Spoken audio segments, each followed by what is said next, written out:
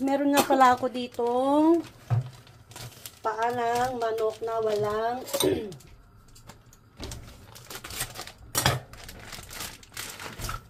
walang buto, guys. Ayan. Tayo ay magluluto ng boneless na paa ng manok. Tara, guys, samahan nyo ako. So, yun na nga, guys. Pagkatapos ko siyang hugasan ay ilalaga ko lang siya ng saglit. Tapos, tatapon ko yung tubig. Saka ko lalagyan siya ng mga seasoning.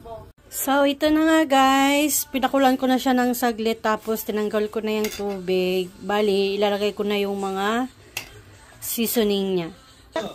So, una kong ilalagay, guys, ay chili paste.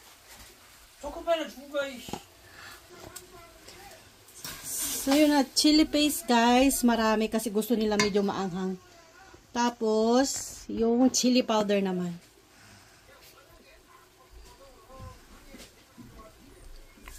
Tapos, imekos-mekos lang natin siya, guys.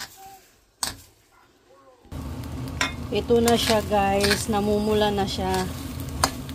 Actually, guys, hindi pa ito maanghang. Pero, ayaw kasi masyado ng maanghang ng mga anakis ko. Kaya, ganyan lang gawin natin.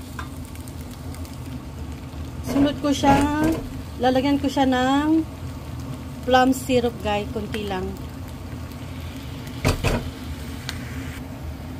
Lalagyan ko siya ng sesame oil. Purong sesame oil to, guys. Tapos lalagyan ko siya ng konting soy sauce. Ayan, imikos-mikos lang ulit natin, guys, hanggang sa maluto. Madali lang ito maluto, guys. Mga 20 minutes lang maluluto na siya. Naglagay na rin pala ako ng konting bawang, guys. Tapos yung ilagyan ko na rin siya ng asin. Tinimplahan ko na siya. Tapos yung last na ilalagay ko ay ito, guys, syrup.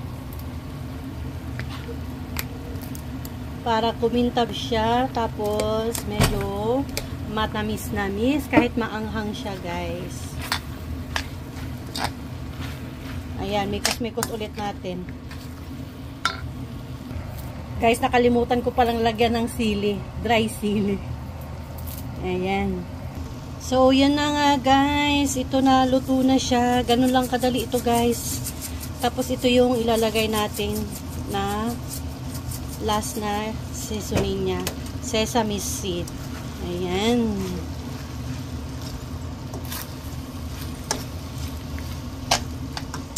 Ito ang aking chicken feet, boneless chicken feet stir fry, guys.